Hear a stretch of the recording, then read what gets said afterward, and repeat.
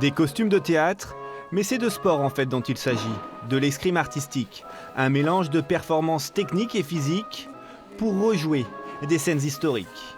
Le vicomte de Valvert est presque prêt. C'est important de pouvoir avoir un personnage, donc nous après on fait des combats qui sont chorégraphiés, donc pour avoir un rôle, bien se mettre dans le personnage qu'on incarne pendant le combat, c'est important, c'est comme du théâtre. Dans le flanc, sous votre maheu. Au cœur, sous votre bleu cordon. Les coquilles teintes. Ding dong, à point de voltige. Une mouche.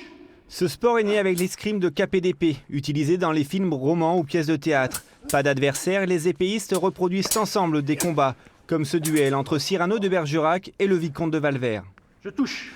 Ça dure que 3 minutes, mais c'est intense. Ça demande beaucoup de concentration, beaucoup d'équilibre par rapport à ce qu'on va faire, parce que c'est vraiment dur.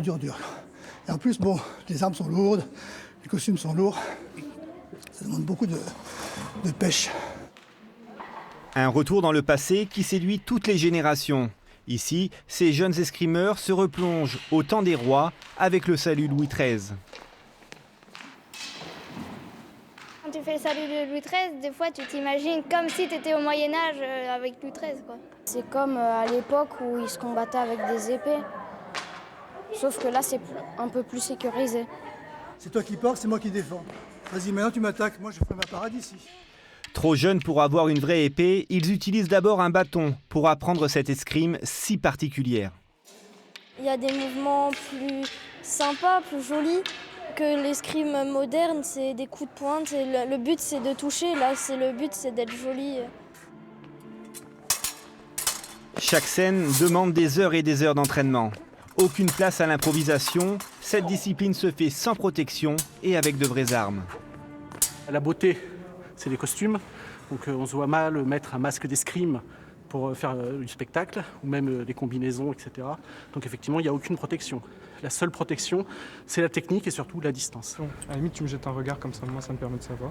Je charge, et une fois que j'ai fait la charge, on reprend ce mouvement. Oui. J'ai fait de la boxe française pendant quelques années, et c'est vrai qu'au début, j'avais un petit peu de mal à comprendre cette notion de ne pas toucher mon partenaire, puisque on parle plus d'un partenaire que d'un adversaire en escrime artistique. Donc oui, j'avais tendance à vraiment vouloir toucher mon adversaire et c'est pas du tout le but. Si l'escrime artistique vous tente, rendez-vous tous les lundis de 19h à 20h30 au Lame d'Hermès de Fréjus.